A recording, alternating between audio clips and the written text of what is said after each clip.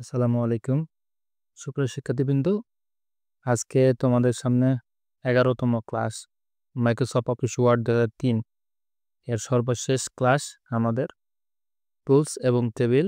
এটা নিয়ে আজকে ক্লাস নিয়ে ওয়ার্ডের বেসিকগুলো আমরা শেষ করে দিব, তারপর আমরা টাইপিংয়ের কিছু কোর্স দেখব। তো চলো শুরু করা যাক।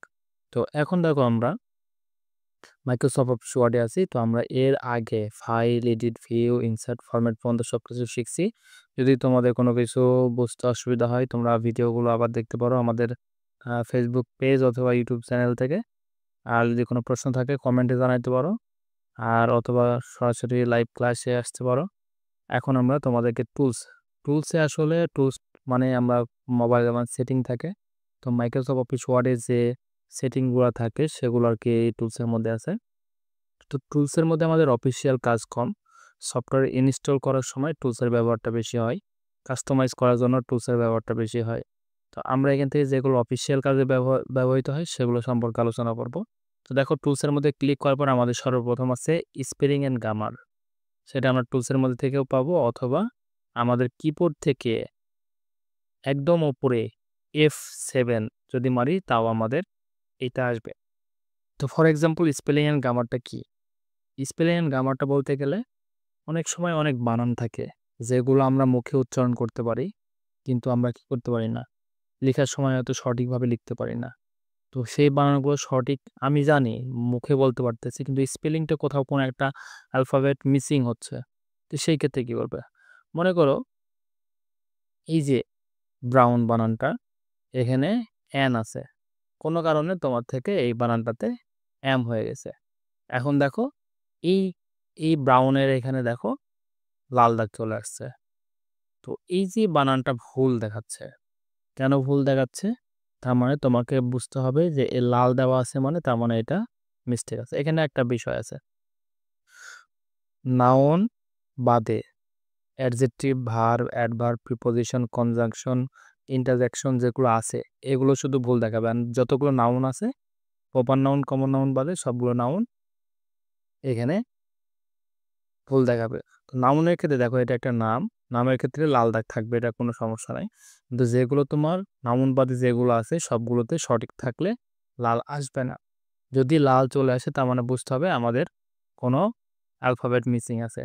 তো এই বানানটা ব্রাউন বানানটা মনে করো আমরা মুখে উচ্চারণ করতে পারি, কিন্তু আমরা সঠিক বানানটা মানে আমাদের মাথায় আসতেছে না। তখন কি করব? আমরা শর্টকাট হিসাবে টুলসের মধ্যে গিয়ে যদি স্পেলিং অ্যান্ড গ্রামারে যদি ক্লিক করি, তাহলে দেখো এই যে দেখো এই সেন্টেন্সে কোন বানানটা রং আছে সেটা রেড কালার দিয়ে চলে আসছে।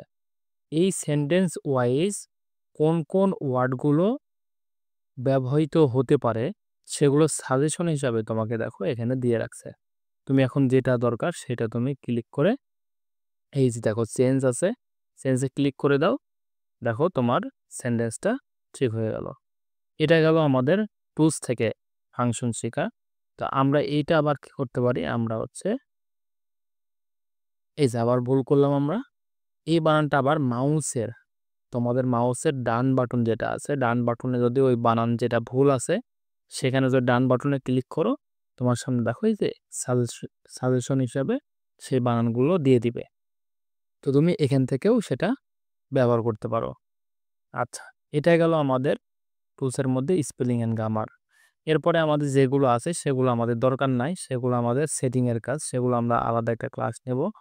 এটা যখন ওয়ার্ড ইনস্টল কীভাবে দিতে হয় আর এগুলো কীভাবে কাস্টমাইজ করতে হয় সেগুলো নিয়ে এখানে আর একটা কাজ আছে, সেটা হচ্ছে ওয়ার্ড কাউন্ট। ওয়ার্ড কাউন্ট মানে তোমাকে যদি বলা হয় যে তুমি একটা ভিসা অ্যাপ্লাই করতেছো বাইরের দেশে যাওয়ার জন্য, কানাডা অথবা ইউএসএ, তো ওনারা কিন্তু একটা এসে লিখতে বলে, স্কলারশিপ নিয়ে যাচ্ছ, তুমি কেন স্কলারশিপ নিয়ে তুমি ওই তোমার দেশে না পড়াশোনা করে ইউএসএ বা কানাডাতে পড়াশোনা করবে। তো 500 ওয়ার্ড দিয়ে একটা এসে লিখতে বলছে।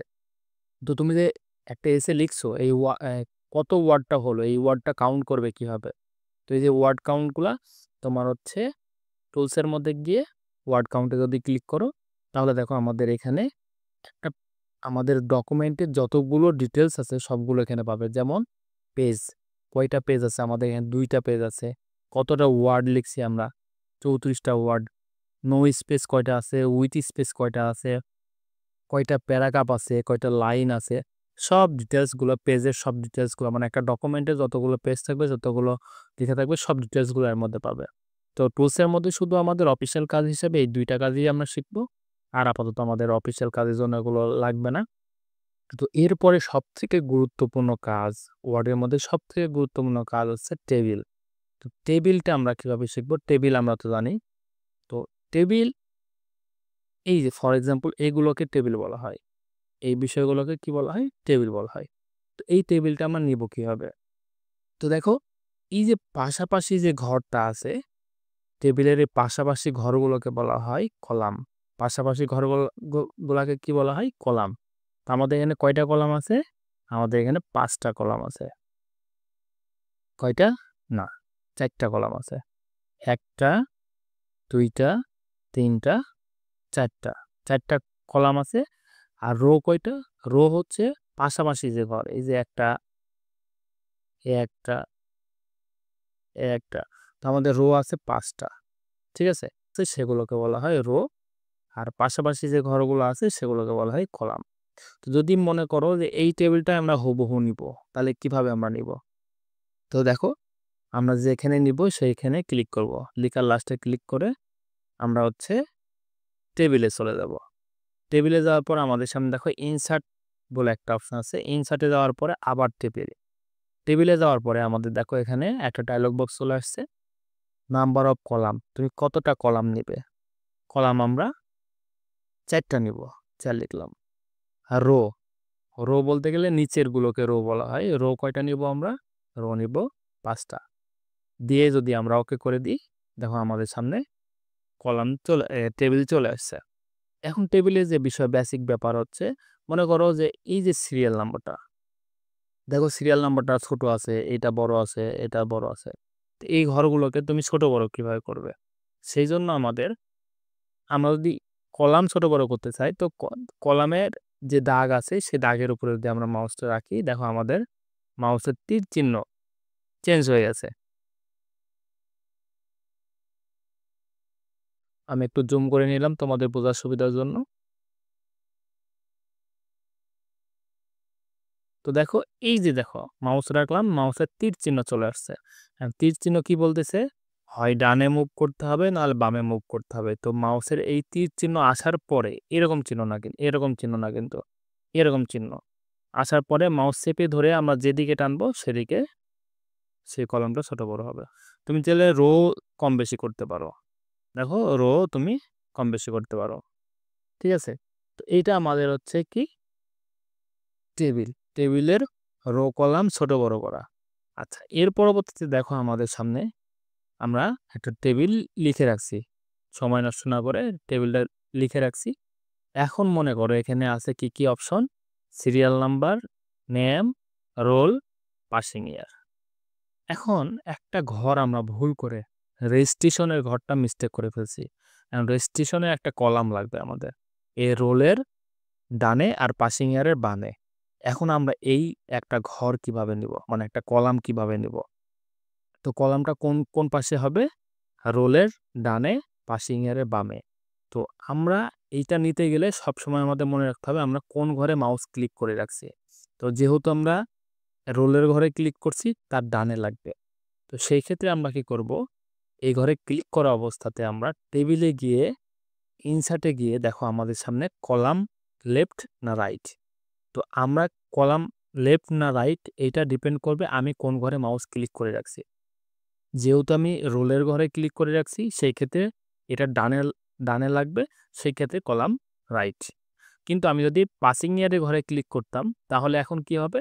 এখন আমাদের টেবিলে গিয়ে ইনসার্টে গিয়ে কলাম রাইট হবে না।